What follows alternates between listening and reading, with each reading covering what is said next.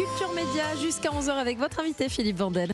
Bonjour André Dussolier. Bonjour. Comédien, monstre sacré devrais-je dire. Vous avez vu que je vous mets déjà dans le sujet du jour. Votre actu sur la scène du Théâtre Marigny. Oui. Avec des monstres sacrés dans tous les styles, dans tous les genres. 3 Césars du meilleur acteur, un Molière, c'était en 2015 pour la pièce Novecento, on ne le cite pas toujours. Et justement, vous revenez sur les planches après 11 ans d'absence. Et votre actualité, ça s'appelle Sans dessus dessous. C'est un seul en scène, c'est pas une pièce. C'est au Théâtre Marigny, ça démarre le 24 mai. 30 représentations exceptionnelles. Non seulement vous êtes seul en scène, mais c'est également vous qui avez conçu le spectacle, la mise en scène. C'est vous qui avez tout fait. Le principe du spectacle, beaucoup d'auteurs et des très bons. Beaucoup d'auteurs de toutes les époques, de tous les genres, comiques et graves, mais enfin majoritairement comiques d'ailleurs. Et c'était un plaisir comme ça de faire une balade à travers des textes qu'on connaît peu, qu'on connaît pas ou qu'on a entendu quelquefois et que j'avais envie d'incarner, quoi. C'est un peu une succession de petites pièces de théâtre. J'ai envie d'appeler ça comme ça parce que vraiment, ce sont des pages issues de romans qu'on connaît bien ou comme Les Misérables de Hugo ou bien des textes. Enfin voilà, il y a une variété de textes qu'on n'a pas l'habitude souvent d'entendre et qui sont dans les livres qui traînent sur les étagères, mais qui c'est vraiment des petits moments de théâtre. Alors c'est une vraie pièce, c'est pas une lecture. Vous n'êtes pas comme ces comédiens qui ont un lutrin devant eux et qui lisent. Je n'aime pas les lectures. Non, tant qu'à faire, c'est bien vous n'aimez pas les lectures savoir. Non, parce que la lecture... J'allais vous faire un compliment. Ah bon? Ouais. Ma lecture préférée de Proust sur les disques audio, c'est la vôtre. Alors, je l'accepte. non mais c'était un plaisir parce que Proust, en l'occurrence, je connaissais un peu, comme tout élève qui a lu Proust, mais je trouvais ça un petit peu ennuyeux. Au bout d'un certain temps, j'avais l'impression d'avoir compris ce qu'il voulait dire. Bon, bref. Et en le disant, c'est vrai que tout d'un coup, j'ai découvert l'humour, la finesse, l'analyse de Proust. Vraiment, c'était un régal. Mais c'est vrai que je l'ai dit. Alors, j'étais dans un studio, mais quand je suis sur scène, j'ai envie de savoir les textes parce que c'est le rôle de l'acteur de savoir, on peut jouer, on peut avoir de la fantaisie, avoir un rapport direct avec le public. Et vous racontez le plaisir qu'il y a dans la lecture, vous mettez en avant le besoin pour l'homme de littérature, de fiction, et vous faites une observation assez extraordinaire. Vous racontez qu'à la Révolution française, les condamnés à mort faisaient un truc assez spécial avant de monter sur l'échafaud. Certains avaient des livres. Voilà, c'est Michel Houellebecq j'ai trouvé cette page-là où il écrit en disant, pour dire la force de la littérature, il disait qu'en effet, pendant la Révolution française, où on guillotinait à la chaîne, il y a certains qui lisaient avant d'être guillotinés. Ça paraît bizarre, mais on a un cas précis, André Chénier, donc il lisait. Et pour dire la force de la littérature, c'est qu'au moment où les aides du bourreau venaient les chercher pour être traînés à l'échafaud, ils cornaient la page du livre qu'ils étaient en train de lire. Voilà, c'est pour dire que franchement, bon, c'est un événement et un cas assez rare, j'imagine, mais c'était pour démontrer la force de la littérature. Donc voilà. Alors c'est très savant parfois, mais aussi c'est très modeste. Vous ne jouez pas l'érudit qui surplombe la piétaille avec des grands auteurs qu'il a dans sa manche. À un moment donné, vous jouez le comédien qui sait plus son texte et qui dit nanana, mais ça fait quand même la petite musique du comédien et les alexandrins. Bah bien sûr, oui, bien sûr, c'est arrivé. Moi, j'ai assisté à ça, à la Comédie Française. C'est pas vrai, racontez. C'était Maurice Escande, c'était vraiment une tragédie de Racine, je sais plus. Et donc, il avait une astuce qu'ont les comédiens de la Comédie Française. Ils ont tellement la musique des vers dans l'oreille que quand il avait un trou, il allait dans le fond du décor, il tournait le dos au public et il disait nanana, et c'était l'espace, le temps qu'il retrouve le vers suivant, et du coup on se disait, on culpabilisait, on se disait bon, on n'a pas dû comprendre, c'est de notre faute, quoi. Mais voilà, ça passait. Et il le faisait vraiment. Et donc Roland Dubillard, dont cette issue-là, ce à quoi vous faites allusion, s'est amusé dans Tragédie classique à voilà, un comédien qui essaye de se souvenir de cette tragédie de Racine, de Corneille, enfin je sais plus, bon, à chaque fois, mais c'est tellement drôle de Billard, et tout d'un coup, à un moment donné, les vers ne viennent plus, donc il fait nanana, mais c'est assez rigolo parce qu'on a toujours envie de faire ça pourvu qu'on fasse le nombre de syllabes qu'il faut pour un vers.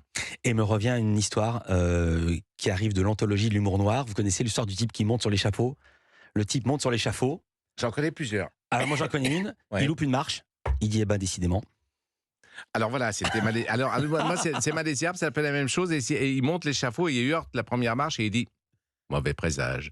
Donc voilà, il y en a eu plein d'histoires comme ça. Vous avez la différence entre un gars qui raconte bien les blagues et un gars qui les raconte mal? Je devrais plus raconter de blagues. Mauvais présage, on est avec André Dussolier, il mérite son titre de monstre sacré, sans dessus-dessous, il est sur Europe 1 dans Culture Média, l'émission continue. Culture Média sur Europe 1 avec Philippe Vandel et avec votre invité, vous recevez André Dussolier de retour sur scène au Théâtre Marigny. Sans dessus dessous, ça s'appelle, c'est pas un bilan de son état mental, c'est ce qu'on entend dans la pièce, mais il reprend des textes très célèbres et vraiment, je me suis dit quand même s'attaquer à ce texte de Raymond DeVos qui donne le titre du spectacle, Sans dessus dessous, André Dussolier dans ses œuvres. Actuellement, mon immeuble est sans dessus dessous.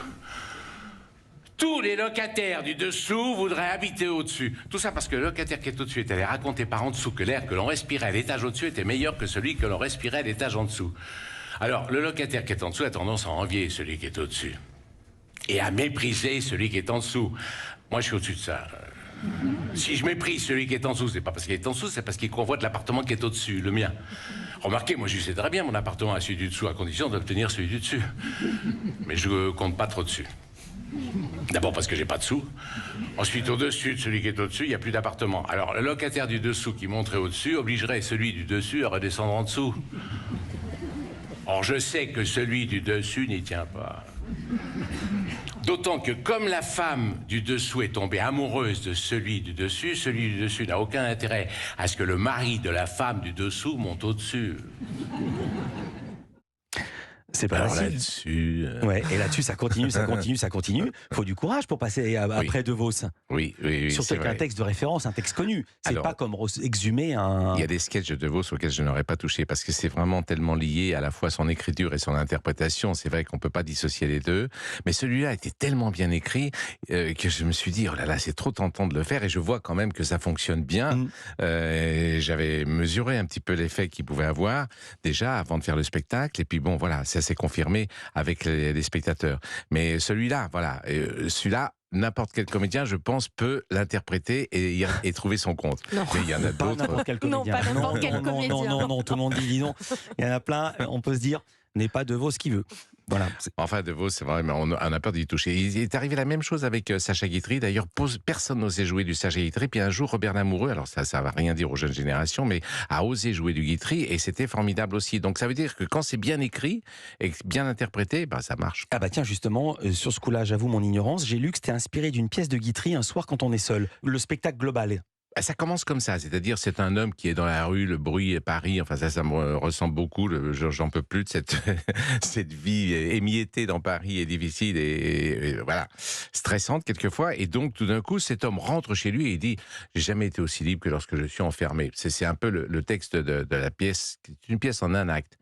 Alors la particularité de cette pièce, donc ça aide à comment dire, à défiler le fil de ce spectacle, parce que bon, une fois qu'il est seul chez lui, tranquille, il peut rêver, il peut avoir des associations d'idées, et donc ça m'aide à passer d'un texte à l'autre, comme ça, et de faire des sauts de mouton à travers toutes les époques, et de passer, voilà, tout selon son Ah inspiration. bah tiens, justement, j'en viens à la question qui m'intéresse. Comment vous choisissez les textes? C'est votre bibliothèque?